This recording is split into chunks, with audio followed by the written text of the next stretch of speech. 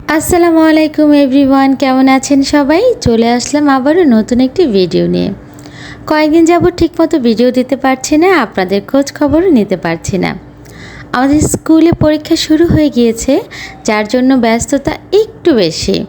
যাই হোক, আজকে পরীক্ষা শেষে সবার ক্ষুধা লেগে গিয়েছে, কারণ সকালে ঠিকমতো কেউ নাস্তা করে আসতে পারেনি।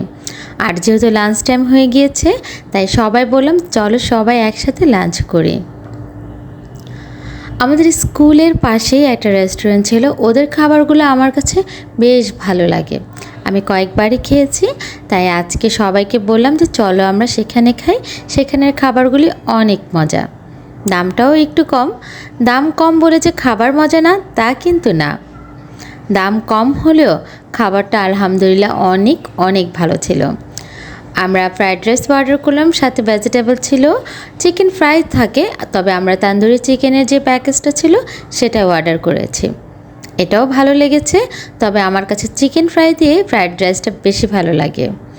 যাই হোক, সবার কাছে অনেক ভালো লেগেছে। সবাই ভালো থাকবেন।